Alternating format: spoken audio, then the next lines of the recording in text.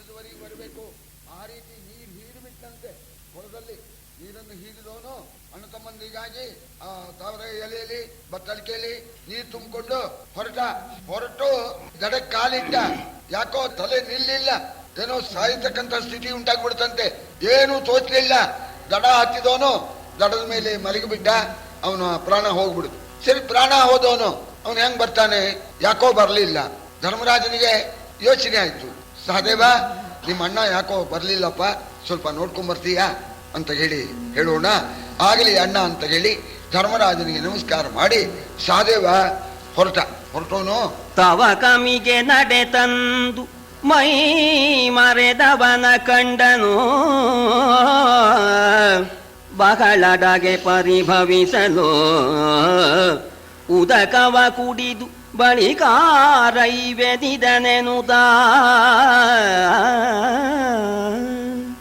ಲವಲವಿಸಿ ತಾಳಿಗೆಯ ತಲ್ಲಣದವನು ಹೊಕ್ಕನು ಕೊಳವನು. ಲವಲವಿಸಿ ತಾಳಿಗೆಯ ತಲ್ಲಣದವನು ಹೊಕ್ಕನು ಕೊಳವನು. ಅಮಲಾಂಬುವನು ಮೊಗೆದನು ಮೊಗಕ್ಕೆ ಮೋಗಲು ಮೇಲೆ ದನಿಯಾಯಿತು. ನಕುಲನ ಹೆಜ್ಜೆ ಗುರುಸಿನ ಮೇಲೆ ಬಂದ. ಸರೋವರ ಕಾಣಿಸ್ತು. ಬಹಳ ಆತುರ ಆಯ್ತು. ನೀರು ಕುಡಿಬೇಕು ಅಂತ ಹೋದ. ಆ ಸರೋವರ ದಡದ ಮೇಲೆ ಅಣ್ಣ ಮೂರ್ಛಿತನಾಗಿ ಬಿದ್ದಿದ್ದಾನೆ. ಮೈ ಮರೆತಿರ್ತಕ್ಕಂಥ ಅಣ್ಣನ್ ನೋಡ್ದ. ಗಾಬರಿ ಆಯ್ತು. ಏನು ಯಾಕೆ ಅಂತ ನೋಡ್ತಾ ಇದ್ದಾನೆ. ಏನು ಅರ್ಥವಾಗ್ತಾ ಇಲ್ಲ. ಕೂಗಿದ ಅಣ್ಣ ಅಂತ. ಅಣ್ಣ ಇಲ್ವೇ ಇಲ್ಲ. ಅಣ್ಣ ಹೋಗ್ಬಿಟ್ಟಿಯಾನೆ. ಯಾಕೆ ಹೀಗಾಯ್ತು, ಇದ್ರ ವಿಚಾರ ಏನು ಅಂತ ಮನಸ್ಸಿನಲ್ಲಿ ಬಂತು. ಸದ್ಯ ಬಹಳ ಬಾಯಾರಿಕೆ ಆಗಿದೆ. ನೀರು ಕುಡ್ಕೊಂಡು ಸ್ವಲ್ಪ ಮನಸ್ಸಿಗೆ ಸಮಾಧಾನ ಮಾಡಿಕೊಂಡು ಆಮೇಲೆ ಇದ್ರ ವಿಚಾರ ಏನು ಅನ್ನೋದನ್ನ ಪತ್ತೆ ಮಾಡ್ತೇನೆ ಅಂತ ಯೋಚನೆ ಮಾಡಿ ಕೊಳಕ್ಕೆ ಇಳಿದು ಕೈಯಲ್ಲಿ ಬೊಗಸೆಯಲ್ಲಿ ನೀರನ್ನು ತೆಗೆದುಕೊಂಡಿದ್ದಾನೆ ಕುಡಿಬೇಕು ಅಂತ. ಯಥಾ ಪ್ರಕಾರ ನಭೋ ನಿನದ ಆಕಾಶವಾಣಿ ಬಿಡು ಬಿಡಲೆ ಸಹದೇವಾ ಎಂದಯ ನುಡಿಗೆ ಮಾರುತ್ತರವ ಕೊಡು. ಮುಂಗೆಡದೆ ಮುಂದಣ ನಿನ್ನವನ ಕಂಡಿಂತು ಮರುಳಗರೆ ಮಡಿಯಲೆಳಸದಿರು ನೀ ಮಡಿಯಲೆಳಸದಿರನಲು ಢಗೆಯವ ಗಡಿಸೆ ಸೈರಿಸಲರಿಯದೆ ಢಗೆಯವ ಗಡಿಸೆ ಸೈರಿಸಲರಿಯದೆ ಉತ್ತರ ಗೊಡದೆ ಜಲವೀಂಟಿದನು ತಾಂಟಿದುದಸು ಕಳೆವರವ. ಕುಡಿಬೇಡ, ನನ್ನ ಪ್ರಶ್ನೆಗೆ ಉತ್ತರ ಕೊಟ್ಟು ಕುಡಿ. ಹಾಗೆ ಕುಡಿದ್ರೆ ನಿಮ್ಮ ಅಣ್ಣನ ಗತಿ ನಿನಗೂ ಆಗತ್ತೆ, ಸತ್ತೋಗ್ತೀಯ, ಬೇಡ ಅಂತ ಅಸರಿಗೆ ವಾಣಿ ಆಯ್ತು. ಬೆಲೆ ಕೊಡ್ಲಿಲ್ಲ. ಅದಕ್ಕೆ ಬಾಯಾರಿಕೆ ಹೆಚ್ಚಾಗಿತ್ತು. ಕುಡಿದ. ನೀರೇನೋ ದೇಹಕ್ಕೆ ಭರ್ತಿ ಮಾಡಿದ. ಪ್ರಾಣ ಮಾತ್ರ ಹೊರಟೋಯ್ತು. ಹೋ ಸತ್ತೆ ಅಂತಂದ. ಸರಿ, ಅಣ್ಣನ ಪಕ್ಕಕ್ಕೆ ಬಂದು ಸ್ವಲ್ಪ ಮಲಗಿದ. ನೋಡಿ, ಅಲ್ಲೂ ಕೂಡ ಅಲ್ಲಿ ಅಣ್ಣ ತಮ್ಮಂದಿರ ವಿಶ್ವಾಸ. ಯಾವ ರೀತಿ ಒಬ್ಬರ ಪಕ್ಕದಲ್ಲಿ ಒಬ್ಬರು ಮಲಗ್ತಾರೋ ಹಾಗೆ ಆ ನಕುಲನ ಪಕ್ಕದಲ್ಲೇನೆ ಮಲಗಿ ಸತ್ತು ಬಿಟ್ಟ. ಈತನತಿ ಮೈ ಮರೆದನು ಅತ್ತನು ಕಾತರಿಸಿದನು ಭೂಪನು. ಇಬ್ಬರ ಮಾತು ಮುಖದಿರುಗಿತ್ತು ಶಿಶುಗಳಿಗೆ ಆವಗದನಾಯಿತು. ತಾತ ಹೋಗೈ ಪಾರ್ಥ ತಾತ ಹೋಗೈ ಪಾರ್ಥ ಬಾಲಕರೇತ ಕತ್ತಲೆ ತಡೆದರೆಂಬುದ ನೀ ತಿಳಿದು ತಾ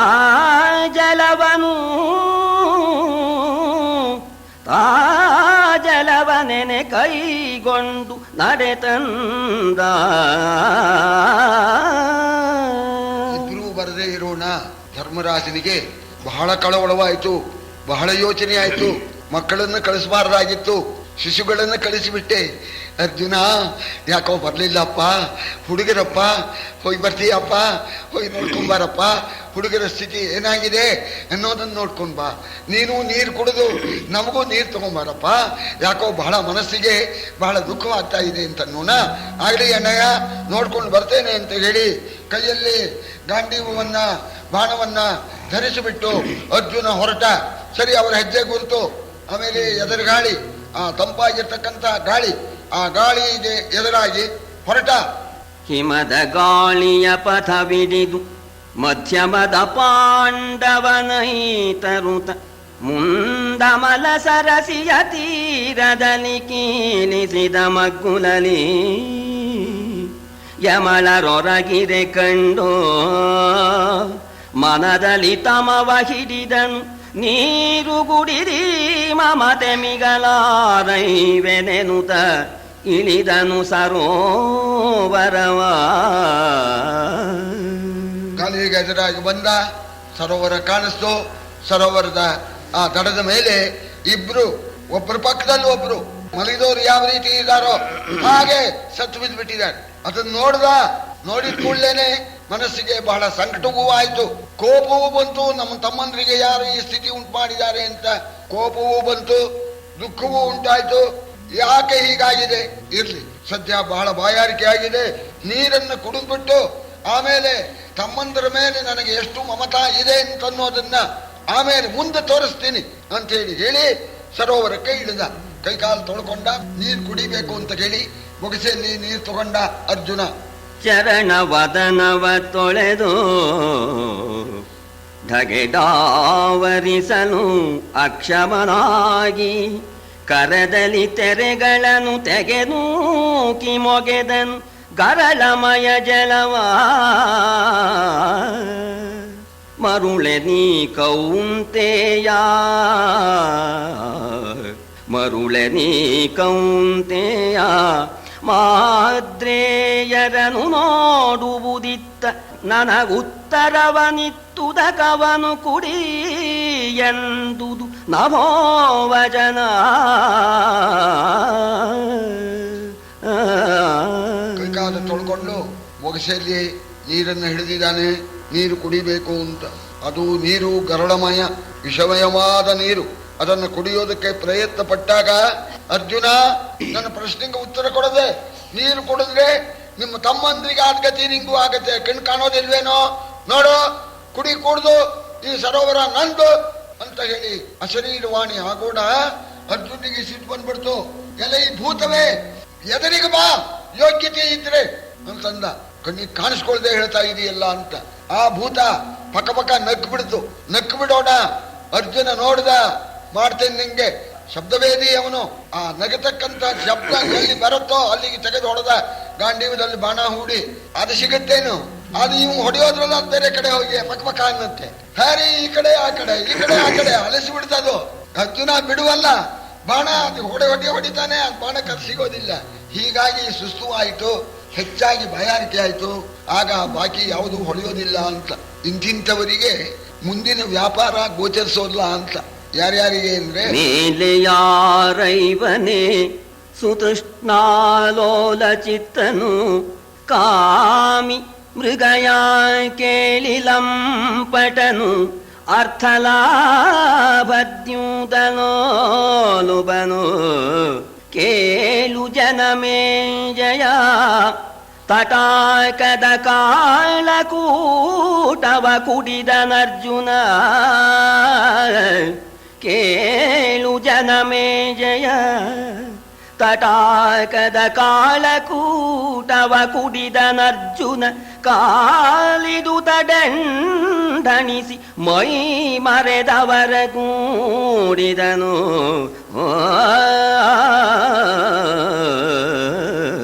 ದುರಾಶಾಗ್ರಸ್ತನಾಗಿರ್ತಕ್ಕವನು ಮುಂದಿನ ಪರಿಣಾಮ ಏನು ಅಂತ ಯೋಚನೆ ಮಾಡ್ತಾನೆ. ಹಾಗೆ ಹೆಚ್ಚು ಬಾಯಾರಿಕೆ ಆದವನು ಕೂಡ ಮುಂದೇನಾಗತ್ತೆ ಅಂತ ವಿಮರ್ಶೆ ಮಾಡೋಲ್ಲ. ಕಾಮಿಯಾಗಿರ್ತಕ್ಕಂಥವನು ಮುಂದಿನ ಪರಿಣಾಮ ನೋಡೋದಿಲ್ಲ. ಹಾಗೇನೆ ಬೇಟೆಗೆ ಹೋಗಿರ್ತಕ್ಕಂಥವನು ಮುಂದಿನ ಪರಿಣಾಮ ಯೋಚನೆ ಮಾಡೋದಿಲ್ಲ. ಅರ್ಥ ಲಾಭ ಜ್ಯೂತ ಲೋಲುಪನು. ಅರ್ಥ ಲಾಭದಲ್ಲಿ ದುಡ್ಡು ಸಿಗ್ಬೇಕು, ಏನಾರು ಆಗಲಿ ಅಂತ ಎಲ್ಲದಕ್ಕೂ ದುಡ್ಡು ದುಡ್ಡು ಅಂತ ಹೇಳಿ ಕೇವಲ ಅರ್ಥ ಲಾಭದಲ್ಲೇ ಆಸಕ್ತನಾಗಿರ್ತಕ್ಕವನು ಮುಂದೇನಾಗತ್ತೆ ಈ ಪರಿಣಾಮ ಅಂತ ಯೋಚನೆ ಮಾಡೋಲ್ಲ. ಹಾಗೆ ಜ್ಯೂತ ಲೋಲುಪನು. ಆ ಜೂಜಿಗೆ ಹೋದ್ರೆ ಗೊತ್ತಾಗತ್ತೆ. ಕುದುರೆ ಜೂಜಿಗೆ ಅಂತ ಹೋಗ್ತಾರೆ, ಅದನ್ನ ಕಥೆ ಕೇಳಿದೇವಿ ನಾವು, ನೋಡೋಕ್ಕೂ ಆಗಿಲ್ಲ. ಏನೋ ಲಕ್ಷಾಂತರ ಹೋಗ್ಬಿಡುತ್ತಂತೆ ಒಂದ್ ದಿವಸಕ್ಕೆ. ಹಾಗೆ ಜ್ಯೂತ ಲೋಲುಪ, ಅವನು ಮುಂದೇನಾಗತ್ತೆ ಎಲ್ಲ ಬಂದ್ರೇನ ಲಕ್ಷ ಅಲ್ಲ 10 ಲಕ್ಷ ಬಂದ್ಬಿಡುತ್ತೆ, ಹೋದ್ರೆ ಹೋದ್ರೆ ತಡ್ಕೊಳ್ಳೋ ಯೋಗ್ಯತೆ ಇದೆಯೇ ಅನ್ನೋದನ್ನು ಯೋಚನೆ ಮಾಡೋದೇ ಇಲ್ಲ, ಮುಂದನ್ನು ನೋಡೋದಿಲ್ಲ. ಅದೇ ಪ್ರಕಾರವಾಗಿ ಬಹಳ ಬಾಯಾರಿಕೆ ಆದ್ರಿಂದ ಅರ್ಜುನ ಆಕಾಶವಾಣಿಯನ್ನ ಮೀರಿಬಿಟ್ಟ, ನೀರನ್ನು ಕುಡಿಯೋಣ, ಯಾಕೋ ಕೈಕಾಲು ನಡುಗೋಕ್ ಪ್ರಾರಂಭ ಆಯ್ತು, ಗೊತ್ತಾಗೋಗ್ಬಿಡ್ತು ಅರ್ಜುನಿಗೆ. ಸರಿ, ಅವ್ರ ಗತಿಯೇ ನಂಗೂ ಬರುತ್ತೆ ಅಂತ ಅಂದ್ಬಿಟ್ಟು ಯಾವಾಗ್ಲೇ ಕೈಕಾಲು ನಡೀತೋ ಬಂದ ಅವ್ರ ಪಕ್ಕದಲ್ಲೇ ಬಂದು ಮಲಗಿದ. ಅಲ್ಲೇ ಪ್ರಾಣ ಹೋಯ್ತು ಅಂತ 3 ಜನ ಸಾಲ ಆಯ್ತು. ಈಗ ಅವ್ರ ಪಕ್ಕದಲ್ಲೇ ಬಂದ, ಪರವಶನ ಅದ. ಮಡಿದರಿತ್ತಲು ಮೂವರನು ಜರು ತಡೆದರೇನೋ ಚಿತ್ರವಾಯಿತು. ನಡೆ ಸಮೀರ ಕುಮಾರ ನೀ ಹೋಗತ್ತ ತಳುವದಿರು, ತಡೆಯದೈತ ಕುದನೆ ಹಸಾದವ ನುಡಿಯ ನಾನುತ್ತೈದಿ. ಹೆಜ್ಜೆಯ ಹಿಡಿದು ಬಳಿ ಸಲಿಸಿದನು, ಬರೆ ಬರೆ ಕಂಡನದ್ಭುತವಾ.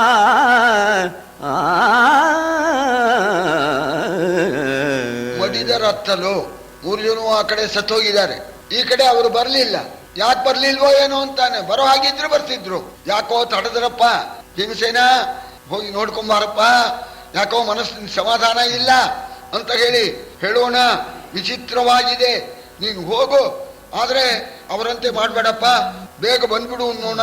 ಆಗಲಿ ಅಣ್ಣ ಅಂತ ಅಣ್ಣನಿಗೆ ನಮಸ್ಕಾರ ಮಾಡಿ ಅವರ ಹೆಜ್ಜೆಯನ್ನ ಗುರುತನ್ನ ಅನುಸರಿಸಿಕೊಂಡು ಬಂದ. ಸರೋವರ ಕಾಣಿಸ್ತು, ಸರೋವರದ ಪಕ್ಕದಲ್ಲಿ ವಿಚಿತ್ರವಾದ ವ್ಯಾಪಾರ. 3 ಜನವೂ ಸತ್ತೋಗ್ಬಿಟ್ಟಿದ್ದಾರೆ, ಒಟ್ಟಿಗೆ ಒಂದು ಸಾಲಾಗಿ ಮಲಗಿದೆ. ಇಂಥ ಅದ್ಭುತವನ್ನ ನೋಡಿ ಥಟ್ಟುಗೆಡೆದ ಸುಗಳೆದ ತನ್ನೊಡ ಹುಟ್ಟಿದರ ನೀಕ್ಷಿಸಿದನು.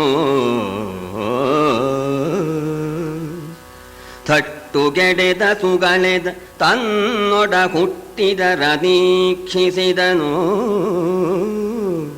ಉಸುರಿನ ಬಟ್ಟೆಯನು ನೋಡಿದನು, ಮೂಗಿನ ಬಳಿಯ ಬೆರಳಿಟ್ಟು ಮುಟ್ಟಿತಿವರಿಗೆ ಮರಣವು. ಮುಟ್ಟಿತಿವರಿಗೆ ಮರಣವು ಇನ್ನೇನು ಅಟ್ಟಿ ಕೊಲುವೆನು ಜವನ.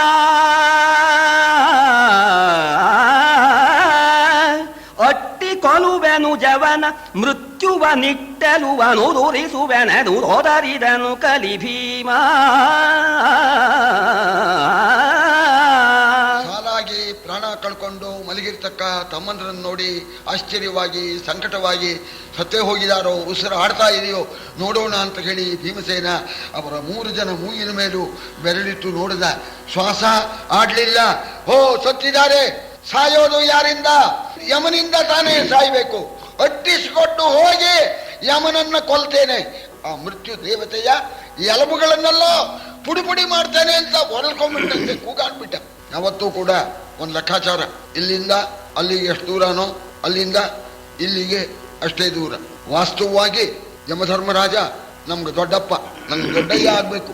ಯಾಕೆ ಧರ್ಮರಾಜನ ತಂದೆ ಆದ್ದಿಂದ ಆ ದೊಡ್ಡಯ್ಯ ಮಕ್ಕಳು ಅಂತ ಅವನು ಏನಾರು ಸ್ವಲ್ಪ ವಿಶ್ವಾಸ ಪ್ರೀತಿ ಇಟ್ಟಿದ್ರೆ ನಾವು ದೊಡ್ಡಯ್ಯ ಅಂತ ಗೌರವ ಕೊಡಬೇಕು.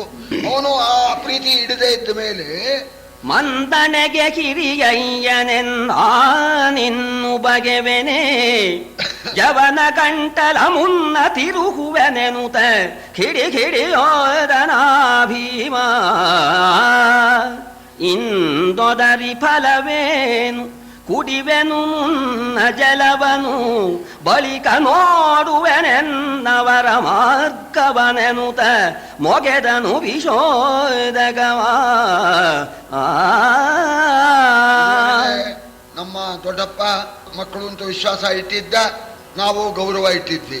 ಅವ ಯಾವಾಗ ತಪ್ಪಿದ್ನೋ ನಾನು ಅವನಿಗಿನ್ನು ಗೌರವ ಕೊಡೋದಿಲ್ಲ. ಅವನ ಎಲಬನ್ನ ಮುರಿದು ಬಿಡ್ತೇನೆ, ಅವನ ಗಂಟ್ಲನ್ನ ತಿರುಚಿ ಬಿಡ್ತೇನೆ ಅಂತ ಕಿಡಿ ಕಿಡಿ ಹೋಗೋ ಹಾಗೆ ಸಿಟ್ಟು ಮಾಡ್ದ. ಇನ್ನೂ ಆಯಾಸ ಹೆಚ್ಚಾಯ್ತು. ಸದ್ಯ ಪ್ರಾಣ ಹೋಗುತ್ತೆ, ನೀರು ಕುಡಿದು ಆಮೇಲೆ ಮಾಡ್ತೇನೆ ಪ್ರಾಯಶ್ಚಿತ್ತನ ಅಂತ ಸರಿ ಬೊಗಸೆಯನ್ನು ತಗೊಂಡ. ಮತ್ತೆ ಅಶರೀರವಾಣಿ ಮಾನು ಮಾನು ಉತ್ತರವ ಕೊಡು, ಮುಂಗಾಣಬೇಕುದು ತಂದೆ ತನಗೀ ಕ್ಷೋಣಿಯಲಿ ಪೂರ್ವದ ಪರಿಗ್ರಹವೀ ಸರೋವರವೋ.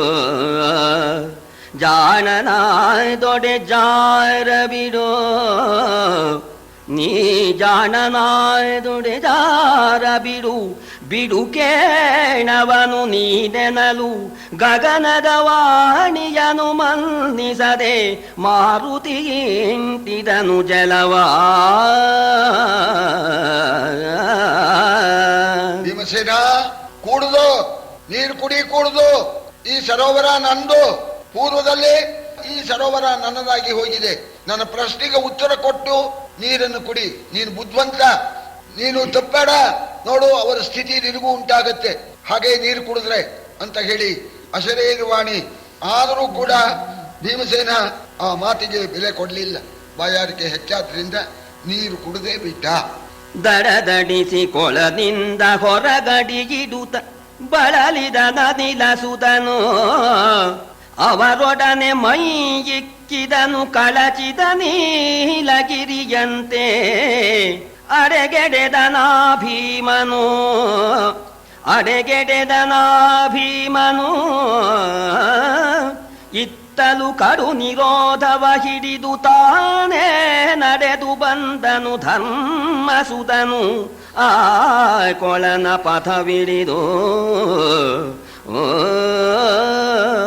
ನೀರು ಕುಡಿದು ಕೊಳದಿಂದ ದಡದಡಿಸಿ ಬರ್ತಾ ಇದ್ದಾನೆ ಯಾಕೋ ಆಯಾಸ ಹೆಚ್ಚಾಯ್ತು ನೀರು ಕುಡಿದ್ರು ಆಯಾಸವಾಗ್ತಾ ಇದೆಯಲ್ಲ ಏನೋ ಆಗ್ತಾ ಇದೆ ಸತ್ತೋಗ್ತೀಯ ಅಂತ ಅಶರೀರವಾಣಿ ಹೇಳಿದ ಹಾಗೆ ಯಾಕೋ ಸಾಯೋ ಸ್ಥಿತಿ ಉಂಟಾಗಿದೆ ಏನು ಮಾಡ್ಲಿ ಅಂತ ಹೇಳಿ ಆಗ ತಡ್ಕೊಳ್ಳೋದಕ್ಕೆ ಆಗದೇನೆ ಅವರು ಮಲಗಿದ್ರಲ್ಲ ಅವ್ರ ಪಕ್ಕದಲ್ಲೇ ಹೋಗಿ ಸತ್ ಬಿದ್ದ ಇವನು ಕಳಚಿದ ನೀಲಗಿರಿಯಂತೆ ನೀಲ ಬೆಟ್ಟ ಕಳಚಿ ಬಿದ್ದದ್ದೇನೆ ಅವರ ಪಕ್ಕದಲ್ಲಿ ಮಲಗಿಬಿಟ್ಟಿದ್ದಾನೆ ಭೀಮಸೇನ ಇವರು ಭೀಮನೂ ಬರಲಿಲ್ಲ ಆಮೇಲೆ ಧರ್ಮರಾಜನಿಗೆ ಬಹಳ ದುಃಖವಾಯ್ತು ನಾನೇ ಮೊದಲು ಹೋಗ್ಬೇಕಾಗಿತ್ತು ಇವರನ್ನು ಕಳಿಸಿದೆ ಏನಾಗಿದೆಯೋ ಏನು ಅಂತ ಹೇಳಿ ಬಹಳ ದುಃಖದಿಂದ ಧರ್ಮರಾಜ ತಾನೇನೆ ಬಂದಿದ್ದಾನೆ ಕೊಳದ ಸಮೀಪಕ್ಕೆ ಮೇಲೆ ಮಗುಳ್ದಾಳಿಗಳ ಚಾಚಿದ ತೋಳ ಮೇಲಿನ ತಲೆಯ ಸುಯಿಲಿನ ಲೀಲೆಯಡಗಿದ ಮುಖದ ಮಸುಳದ ಕಾಯ ಕಾಂತಿಗಳ ಮೇಲು ಮುಸುಕಿನ ಮಗ್ಗುಲಿನಲಿಹ ನಾಲುವರ ನೀಕ್ಷಿಸುದ ಮೇಲು ಮುಸುಕಿನ ಮಗ್ಗುಲಿನಲಿಹ ನಾಲುವರ ನೀಕ್ಷಿಸುತ್ತ ಭೂಪತಿ ಕೋಲು ಮರುಮೊನೆಗೊಂಡವಾಲ್ ಮರುಗಿದನು ಚಿತ್ತದಲ್ಲಿ 4 ಜನರು ಕೂಡ ಮಲಗಿದವರಂತೆ ಕಾಣ್ತಾ ಇದ್ದಾರಂತೆ ಆದರೆ ಉಸಿರು ಇಲ್ಲದೆ ಮಲಗಿಬಿಟ್ಟಿದ್ದಾರೆ ಆ ಕಣ್ಣು ಗುಡ್ಡೆಗಳು ಮೇಲೆ ಸಿಗಾಕೊಂಡ್ಬಿಟ್ಟಿದೆಯಂತೆ ನೋಡ್ತಾ ಇದ್ದಾನೆ ಅವರ ದೇಹದಲ್ಲಾಗಲಿ ಅವರ ಮುಖದಲ್ಲಾಗಲಿ ಕಾಂತಿ ಹೋಗಿಲ್ಲ ನೋಡಿದರೆ ಮಲಗಿದವರಾಗಿ ಕಾಣ್ತಾ ಇದ್ದಾರೆ ಸತ್ತವರಾಗಿ ಕಾಣ್ತಾ ಇಲ್ಲ ಅದನ್ನು ಧರ್ಮರಾಜ ದೃಷ್ಟಿ ಇಟ್ಟು ನೋಡ್ತಾ ಇದ್ದಾನೆ ಯಾಕೆ ಹೀಗಾಗಿದೆ ಅಂತ ಹೇಳಿ 4 ಸತ್ತೋಗ್ಬಿಟ್ರಲ್ಲ ಅಂತ ಹೇಳಿ ಬಹಳ ದುಃಖವಾಯ್ತಂತೆ ಭರ್ಚಿಯನ್ನ ಎದೆಗೆ ನೆಟ್ಟಂತೇನೆ ಬಹಳ ಸಂಕಟವಾಯ್ತಂತೆ 4 ನೋಡಿಬಿಟ್ಟು ಧರ್ಮರಾಜ ಸಂಕಟ ಪಡ್ತಾ ಇದ್ದಾನೆ ಮುಸುಕ ನರೆದೆರೆದು ಅವರವರ ಮೊಗದು ಸುರುಗಳ ನಾಲಿಸಿದನು ಮುಸುಕ ನರೆದೆರೆದು ಅವರವರ ಮೊಗದು ಸುರುಗಳ ನಾಲಿಸಿದನು ಅಕಟ ಶಿಶುಗಳಿಗೆ ಕಡುಹಾನಿಯಾಯಿತೆ ಶಿವ ಮಹಾದೇವ ನಿಶಿತ ಶಸ್ತ್ರದ ಗಾಯವಿಲ್ಲ ಉಬ್ಬಸದ ಸಾವಿನ್ನಾವುದೋ ನಿಶಿತ ಶಸ್ತ್ರದ ಗಾಯವಿಲ್ಲ ಉಬ್ಬಸದ ಸಾವಿನ್ನಾವುದೋ ನಾನಸುಗಳೆಯನೇ ಕುಳಿದೆನೋ ನಾನಸುಗಳೆಯದೇ ಕುಳಿದೆನೆಂದು ಅಳಲಿದನು ಯಮಸೂನು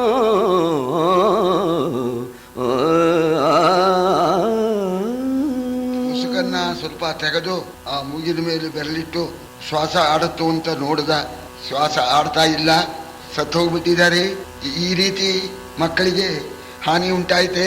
ಶಿವ ಮಹಾದೇವ ಯಾತನಿಂದ ಸತ್ತಿದ್ದಾರೆ, ಸತ್ತಿರೋದಕ್ಕೆ ಕಾರಣ ಕೂಡ ಗೊತ್ತಾಗ್ತಾ ಇಲ್ವಲ್ಲ.